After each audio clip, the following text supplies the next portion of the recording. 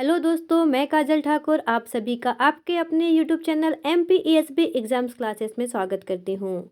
दोस्तों, मेरी प्यारी बहनों, हम फिर से आ गए हैं आपके समक्ष हमारे महत्वपूर्ण प्रश्नों को हल करने, पोषण और स्वास्थ्य से संबंधित, जो हमारी परीक्षा के लिए अत्यंत ही महत्वपूर्ण होंगे। बहनों, आपको यदि प्रश्न को हल करने में यदि कोई डाउट आता है तो आप कमेंट बॉक्स में पूछ सकते हैं।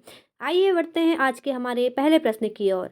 हमारा पहला प्रश्न है, भारत में कुपोषण का मुख्य कारण क्या है? तो पहला ऑप्शन है हमारा अशिक्षा, दूसरा गरीबी, तीसरा उपरोक्त दोनों, चौथा ऑप्शन है इनमें से कोई नहीं। तो मेरी प्यारी बहनों, इस प्रश्न का सही आंसर होगा उपरोक्त दोनों। क्या होगा? उपरोक्त दोनों।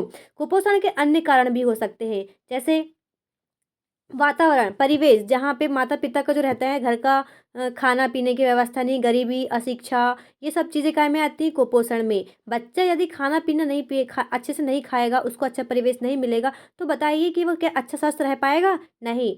हमारे अशिक्षा, यदि किसी चीज़ का ज्ञान ना हो, ज्ञान होने पर हम अच्छी चीज़ों का अपने जीवन में वो करते हैं, अनुग्रहण करते हैं। किंतु यदि हमारे पास ज्ञान ही नहीं रहेगा, तो हम कैसे कोई भी चीज़ अच्छी कर सकते हैं? हमारे लिए शिक्षा और गरीबी गरीबी दूर करने के उपाय, यदि शिक्षा होगी तो हम गरीबी ऑटोमेटिक दूर कर सकते हैं। तो इस प्रश्न का सही उत्तर होगा उपरोक्त दोनों।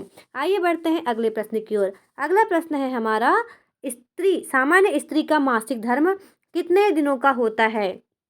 पहला ऑप्शन है 20 दिन, दूसरा ऑप्शन है 25 दिन, तीसरा ऑप्शन है 28 दिन, चौथा ऑप्शन है 32 दिन। तो मेरी प्यारी बहनों, इस प्रश्न का सही आंसर है हमारा 28 दिन। क्या है? 28 दिन। 28 दिन में मासिक चक्र कैसा होता है? पुनः वापस आता है। अर्थात जो मासिक धर्म की चक्र जो प्रक्रिया रहती है, वह 28 दिनों के अंत के बाद फिर से वही साइकिल चलती रहती है।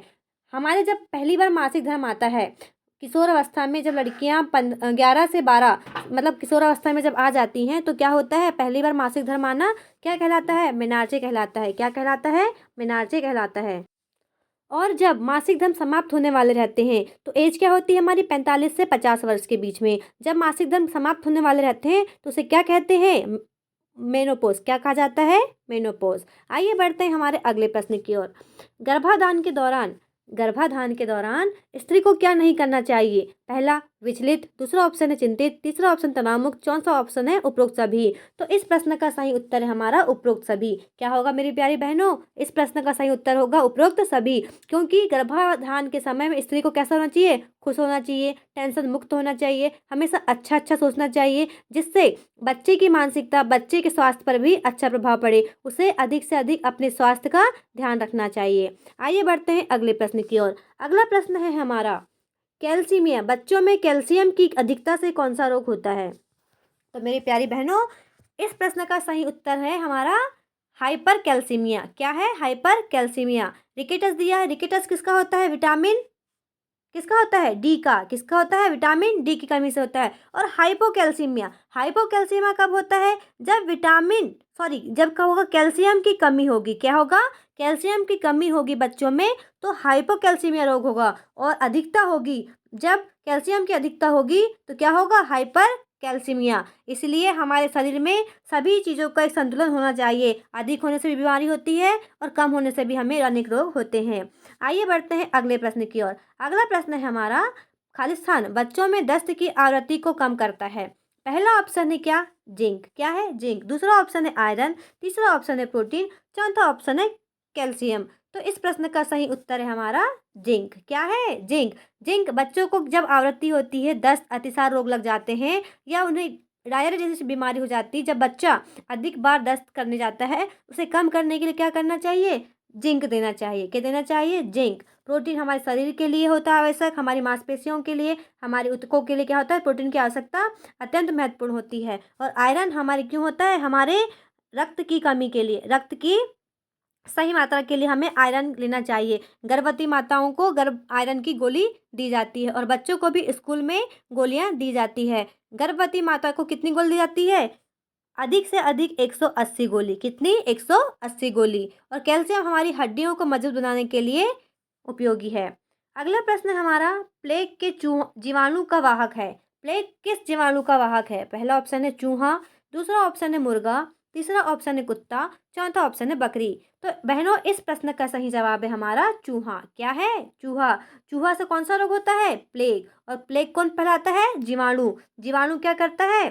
चूहा क्या करता है? इस प्लेग नामक जीवाणु को फैलाता है। और अगला है हमारा कुत्ता। कुत्ता क्या करता है? रेबीज रोग। कौन सा? कुत्ते के काटने पे क्या होता है? रेबीज रोग होता है। आइए बढ़ते हैं अगले प्रश्न की ओर। अगला प्रश्न है हमारा, निम्न में से कौन सा प्रोटीन के पाचन में सहायक एंजाइम है? कौन सा प्रोटीन हमारे पाचन में सहायक एंजाइम है? तो इस प्रश्न के ऑप्शन क्या है? टाइलिन। क्या है? टाइलिन। दूसरा ऑप्शन है ट्रिप्सिन। तीसरा ऑप्शन है एमाइलेज। चौथा ऑप्शन है इनमें से कोई नहीं। तो टाइलिन कहाँ में होता है? हमारी लार में होता है। और लार कहाँ होता है? हमारे मुख में। तो बताइए मुख में कौन किसका पाचन अधिक होता है? कार्बोहाइड्रेट का होता है, वसा का होता है, प्रोटीन का होता है? तो बहनों टाइलिन क्या होता है? हमारे लार में होता है, जो क्या करता है? हमारे मुख से मुख से निकलता है। अगला है एमाइलेज। क्या है? एमाइलेज। तो बताइए एमाइलेज किसका पाचन करता है? आप टाइलिन और एमाइलेज दोनों को कमेंट करके बताइएगा कि किसके पाचन में सहायक होते हैं। और प्रोटीन, प्रोटीन किसका सहायक होता है? ट्रिप्सिन।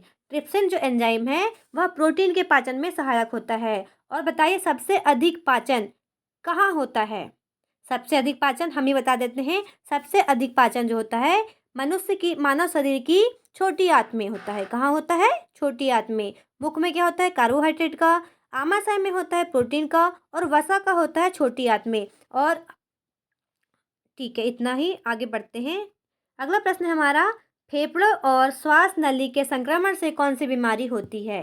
फेफड़े और श्वास नली के संक्रमण से कौन सी बीमारी होती है? तो इसका पहला ऑप्शन है निमोनिया, दूसरा ऑप्शन है पीलिया, तीसरा ऑप्शन है हैजा और चौथा ऑप्शन है इनमें से कोई नहीं। तो मेरी प्यारी बहनों इस प्रश्न का सही उत्तर है हमारा निमोनिया। क्या है इस प्रश्न का सही उत्तर? निमोनिया। निमोनिया किस में अधिकांशतः होता है? 0 से 5 वर्ष के बच्चों में निमोनिया की बीमारी जो होती है अधिकांशतः होती है। ठंड ऋतु जब चालू होती है तो हमेशा बच्चों को शीत से बचाना चाहिए। जब निमोनिया होता है तो फेफड़े और श्वास नली में क्या होती है? दिक्कत होती है और बच्चे हाँफते हैं। आइए बढ़ते हैं अगले प्रश्न की ओर। स्तनपान से शिशु को होने वाला फायदा क्या है? पहला ऑप्शन है माता का दूध सुपाच्य होता है। कैसा होता है माता का दूध? सुपाच्य होता है। दूसरा ऑप्शन है शिशु को संक्रामक रोग की संभावना कम होती है। और तीसरा ऑप्शन है उपरोक्त दोनों। चौथा ऑप्शन इनमें से कोई नहीं। यह तो आपको बन ही जाएगा क्योंकि हमारे जितनी भी पिछली कक्षाओं में एक क्वेश्चन इससे आ ही रहा है कि स्तनपान की विशेषता क्या होती है, बच्चों के लिए क्यों फायदेमंद होता है। तो इसका करेक्ट ऑप्शन क्या होगा? उपरोक्त दोनों। क्या होगा? उपरोक्त दोनों। आइए बढ़ते हैं अगले प्रश्न की ओर। अगला प्रश्न है हमारा, निराश्रित बाल गृह योजना का कार्यान्वयन किसके द्वारा किया जाता है? इसका पहला ऑप्शन है जिला चिकित्सालय द्वारा, दूसरा ऑप्शन है जिला महिला एवं बाल विकास अधिकारी के द्वारा, तीसरा ऑप्शन है जिला पंचायत अधिकारी के द्वारा, चौथा ऑप्शन है इनमें से कोई नहीं। तो इस प्रश्न का सही जवाब है हमारा जिला महिला एवं बाल विकास अधिकारी के द्वारा निराश्रित बाल गृह योजना का क्रियान्वयन किया जाता है। आइए बढ़ते हैं अगले प्रश्न की ओर। MMR वैक्सीन किस रोग से संबंधित नहीं है? हमें क्या ढूंढना है? नहीं है। MMR में कितनी वैक्सीन लगेंगी? 3। कितनी लगेंगी? 3। MMR पहला क्या हो जाएगा? मीजल्स, दूसरा मम्स, चौथा रुबेला। मीजल्स का मतलब क्या होगा? मम्स का मतलब क्या होगा? रुबेला। तो इसमें पूछा है किस से संबंधित नहीं है, तो किससे संबंधित नहीं है हमारा? पोलियो से। किससे संबंधित नहीं है? पोलियो से। मीजल्स, मम्स और कर्णफेर, कर्णफेर को क्या बोलेंगे हम? रूबेला। तो तीनों बीमारी किस संबंधित है? MMR वैक्सीन से। किंतु पोलियो जो है वैक्सीन संबंधित नहीं है। पोलियो के लिए कौन सी लगती है? OPV। OPV कितनी होती है? 5 खुराक। कितनी होती है? 5 खुराक, 2-2 बूंद दी जाती है।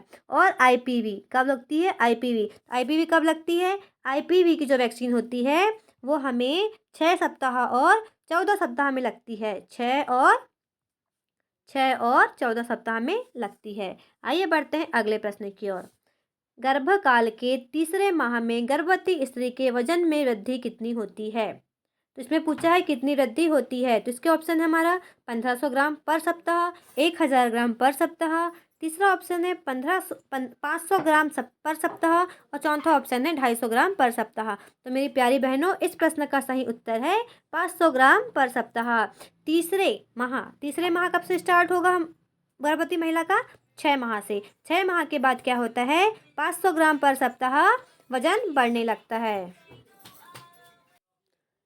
अगला प्रश्न है हमारा, गर्भावस्था के दौरान गर्भवती महिला की कितनी जांच आवश्यक है? तो पहला ऑप्शन है 5, दूसरा ऑप्शन है 4, तीसरा ऑप्शन है 3 और चौथा ऑप्शन है 2। तो बहनों, इस प्रश्न का सही उत्तर होगा हमारा 4। कितनी जांच करानी चाहिए? 4। कौन कौन सी और कब कब की जानी चाहिए?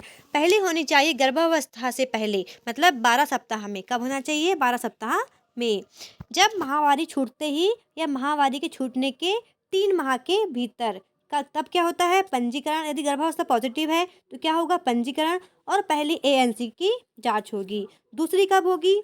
दूसरी होगी हमारी 12 से 24 सप्ताह के बीच में। कब होगी? 12 से 24 सप्ताह के बीच में, अर्थात गर्भावस्था के चौथे से छठे महीने के बीच में। तब होगी क्या? Second ANC. तीसरी होगी हमारी 26 से 28 से 36 सप्ताह के बीच में। कब होगी? 28 से 36। कब होगी? 28 से 36 सप्ताह, अर्थात 7वें से 8वें महीने में। कब होगी? 7 से 8 महीने के बीच में। और चौथी एएनसी कब होगी? जब प्रसव का समय निकट होगा, अर्थात गर्भावस्था के 9 महीने में। 9वें महीने में क्या होगी? चौथी एएनसी की जांच। आइए बढ़ते हैं अगले प्रश्न की ओर। शरीर में हार्मोन्स का निर्माण करने वाला वो पोषक तत्व कौन सा है? तो पहला ऑप्शन है प्रोटीन, दूसरा ऑप्शन है विटामिन, तीसरा ऑप्शन है वसा, चौथा ऑप्शन है खनिज। तो शरीर में हार्मोन्स का निर्माण करने वाला पोषक तत्व जो है वो होगा हमारा विटामिन। कौन सा होगा? विटामिन। और विटामिन में कौन सा विटामिन? हमारा विटामिन डी। जो विटामिन है डी, उसे हम हार्मोन वाला विटामिन भी कहते हैं। आइए बढ़ते हैं अगले प्रश्न की ओर। निम्न में से कौन सा रोग लौह लवण की कमी से होता है? तो इसका पहला ऑप्शन है बेरी-बेरी रोग, दूसरा ऑप्शन है स्कर्वी, तीसरा ऑप्शन है पीलिया, चौथा ऑप्शन है रक्त अल्पता। तो बहनों, इस प्रश्न का सही उत्तर होगा रक्त अल्पता। क्या होगा? चौथा ऑप्शन, रक्त अल्पता। आइए बढ़ते हैं अगले प्रश्न की ओर। पल्स पोलियो अभियान में किस आयु वर्ग के बच्चों को दवा दी जाती है? पहला ऑप्शन है 0 से 5 वर्ष तक, दूसरा ऑप्शन है 5 से 10 वर्ष तक, तीसरा ऑप्शन है 2 से 3 वर्ष तक, चौथा ऑप्शन है 5 से 6 वर्ष तक। तो बहनों, पल्स पोलियो अभियान जो है 0 से 5 वर्ष तक दी जाती है। कब तक? 0 से 5 वर्ष के बच्चों को दी जाती है। कुपोषण के लक्षण क्या है? पहला ऑप्शन है ठिगनापन, दूसरा ऑप्शन है दुबलापन, तीसरा ऑप्शन है कम वजन, चौथा ऑप्शन है उपरोक्त सभी। तो कुपोषण के लक्षण क्या होंगे? ये सभी। क्या होंगे? ये सभी। यदि ये सब चीजें होंगी तो क्या बोलेंगे हम? कि यह बच्चा, यह बालक या यह बालिका कुपोषित है। आइए बढ़ते हैं अगले प्रश्न की ओर। पोलियो रोग का वायरस मनुष्य के किस तंत्र को सर्वाधिक प्रभावित करता है? तो इसके ऑप्शन क्या है हमारे? पहला ऑप्शन है तंत्रिका तंत्र, दूसरा है पाचन तंत्र, तीसरा है हमारा श्वसन तंत्र और चौथा है उत्सर्जन तंत्र। बहनों, इस प्रश्न का सही उत्तर होगा हमारा तंत्रिका तंत्र। जो पोलियो रोग होता है वह हमारे तंत्रिका तंत्र को प्रभावित करता है। अगला प्रश्न है हमारा, विटामिन में से पानी में घुलनशील विटामिन है। कौन सा है पानी में घुलनशील विटामिन? तो इसके ऑप्शन क्या क्या हैं? Vitamin B2, vitamin B6, thiamine और उपरोक्त सभी। तो पानी में घुलनशील कौन कौन से विटामिन हमारे? विटामिन बी और विटामिन सी। तो विटामिन बी और सी, तो ये सभी किसके उदाहरण हैं हमारे? विटामिन बी के। किसके हैं ये? विटामिन बी के। इसलिए इसका सही आंसर क्या होगा? उपरोक्त सभी। आइए बढ़ते हैं अगले प्रश्न की ओर। गर्भावस्था के आरंभ में 20 सप्ताह के दौरान गर्भवती महिला में औसत वजन की कितनी वृद्धि होती है? तो इस प्रश्न का ऑप्शन है 38, 3.8 किलोग्राम, दूसरा ऑप्शन है 4.2 किलोग्राम, तीसरा ऑप्शन है 2.5 किलोग्राम और चौथा ऑप्शन है हमारा 5 किलो। कितना है? 5 किलो। तो बहनों, इस प्रश्न का सही उत्तर होगा हमारा ऑप्शन नंबर 3। कौन सा होगा? Option number 3। कितना होगा? 2.5 किलो, 2.5 kg। आइए बढ़ते हैं अगले प्रश्न की ओर। स्तनपान कराने वाली महिला को प्रतिदिन कितने कैल्शियम लेना आवश्यक है? कैल्शियम किसको बोला है? स्तनपान कराने वाली धात्री मात्रा को। तो बहनों, इस प्रश्न का सही उत्तर होगा हमारा 1200। कितना होगा? 1200। आइए बढ़ते हैं अगले प्रश्न की ओर। सूर्य के प्रकाश में कौन सा विटामिन प्राप्त होता है? Vitamin A, vitamin B, vitamin C, vitamin D. तो इस प्रश्न का सही उत्तर क्या होगा? Vitamin D. अगला प्रश्न है हमारा, 6 माह के बाद शिशु को देना आवश्यक है। पहला ऑप्शन है पूरक आहार, दूसरा ऑप्शन है पूर्ण आहार, तीसरा ऑप्शन है ठोस आहार, चौथा ऑप्शन है इनमें से कोई नहीं। तो हमें क्या करना चाहिए? 0 से लेकर 6 माह तक बच्चों को माँ का दूध आवश्यक है, किंतु 6 माह के बाद शिशु को पूरक आहार भी आवश्यक है। पूरक आहार में दाल, मसली हुई रोटी, चावल, हल्का चावल और आलू हमें देना चाहिए। आइए जानते हैं फिर से कैल्शियम के बारे में। कैल्शियम वयस्क व्यक्ति, महिला या फिर गर्भवती महिला को कितनी होती है? 1000 मिलीग्राम। कितनी होती है? 1000 मिलीग्राम। किंतु स्तनपान कराने वाली धात्री महिला को कितनी होगी? 1200। यहाँ मिसप्रिंट है, यहाँ पे क्या आएगा? 1200 मिलीग्राम जो है धात्री मात्रा के लिए आवश्यक होती है। आप याद रखिएगा और नोट कर लीजिएगा। यदि आपको यह कक्षा पसंद आए तो हमारी चैनल को सब्सक्राइब अवश्य करें और वीडियो को लाइक ज़रूर करें। धन्यवाद।